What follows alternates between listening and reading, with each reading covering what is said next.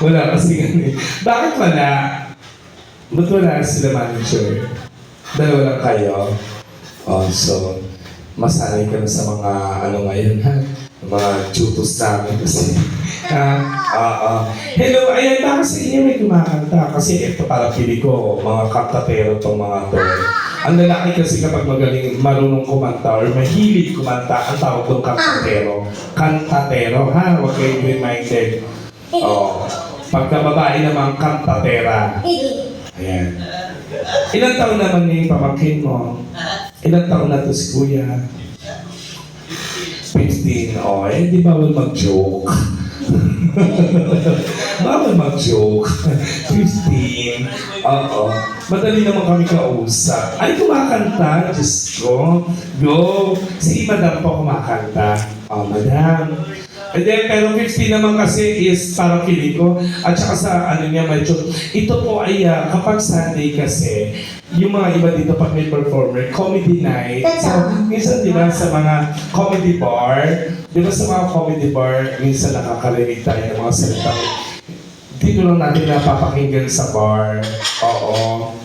Pero hindi naman bastos. Ay, mga pasweet lang. Hindi naman mga ano. Hindi katulad sa mga hindi mga katulad sa ibang malalaking bar talagang bardago. Hindi, kami po kasi galing kami sa mga malalaking bar, doon talagang bardago lang. Kaya bawal doon ng mga minors. Oh, pero sa panahon natin ngayon, parang, so alam naman ng mga bata na yan, kasi matatalino na yung mga bata ngayon. Basta kung ano lang mga naririnig ko sa amin, anak, lagi mo tatandaan, puro joke lang yun, ha? O, pag may mga narinig ka, mga titi, mga pipik, ganun, ha? Ito, pag mga pinag-usapan, ganun, tuwan-tuwa. Oo, kayo ito mukhang malibog to.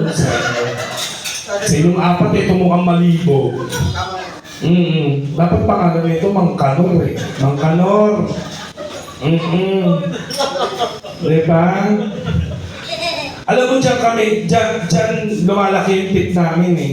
Yung kapag nagbabasa salita kami ng mga pastos, yung mga tao, the more na, parang natutuwa sila ng mga gano'ng pinag-usapan, bigay ng tip. Diba? Oh, sana magkatip kami sa inyo, ha?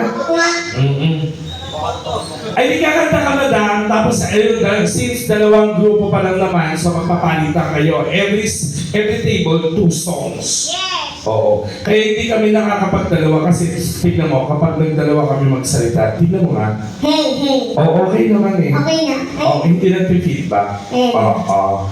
Ayan. Madam, Ligadali, parang pinikot dito tayo magkakaroon ng buhay na mano kay Madam. Totoo. Oo. Kanta ka. Halika na, Madam. Diyan. Magpipidback kasi dyan. Hindi ka na dito. Wala kang maririnig sa amin kundi puro papuri. Yes! Totoo ka dyan. Oo, minsan lang to. At saka minsan yun lang kami makaharap, ha? Oo. Wala naman masyadong tao. Hindi ka. Oo. Beres na? Sabi din naman, puro papuri. Oh, sa inyo puro papuri rin. Oo. Depende sa usapan niya. Totoo. Oo. Kapag may lagay, Oo. hindi medyo maganda mood ko. Tama. Pero pag walang lagay, makakatikim nga kayo sa akin ng mga pandalangin. Mag-asawa kayo, boss. Parang, ilan na po anak niyo? Isa lang. Saan na yung anak niyo? Sa bahay. Ilang taon na? 5. Di ka dali. Parang napakaswerte. Ang cute. Di ka, kami na nung nakaupo ka, kala mo 6'2". Charot lang, di ka dito. Dito ka, huwag ka naiiyak. Teka lang nga, first time niyo po ba sa mga ganito? Kunwari, alam kong karamihan kasi dito, may mga resto bar na walang performer. So, yung may-ari nakaisip, gawin kaya natin itong comedy bar. Kasi di ba sa comedy bar, kain. Sige na, makita na kitang busog, okay na ako. Thank you na.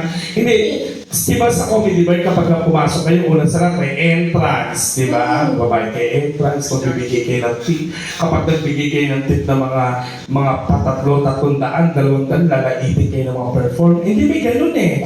Di ba? Kasi usually sa mga malalaking bar, pera-pera na ba na? Totoo. Kapag wala kang pera, nalaipin ka na rin. Ano ginagawa mo? Kung nari kumakanta ka, tapos kumanta ka, binugbog ka sa bahat. O, di ba? Pero dito kasi, ginawa namin, gusto namin maging open lahat. Tama. Mayaman, hindi naman, wala namang mahirap. Hindi ako naniniwala sa mahirap na tao. Oh, mayaman, may pera, medyo sakto lang yung pera. Tama. Yung mga ganyan, lahat pantay-pantay. Totoo. Saka nakakita, di ba, mabubusog ka sa Blue Lemonade? Di ba? Madam, ano pong pangalan niyo? Colleen, Miss Colleen, hello. Mukhang maganda ang pamumuhay niyo.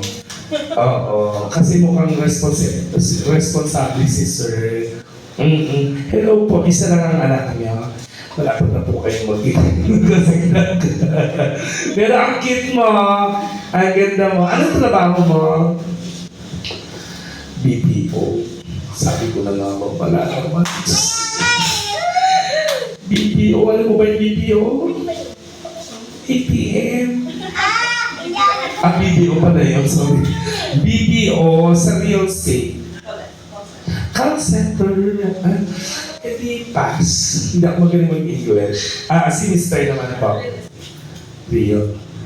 Yun ako naman pala nito mo. Parang kayo, kung magkakaroon tayo pamasahe papunta Pangasinan. Ay, magkano pamasahe mula dito papunta Pangasinan? Kung talagang taga Pangasinan ka? 6 to 7. 6 to 700. Papunta pala. Totoo.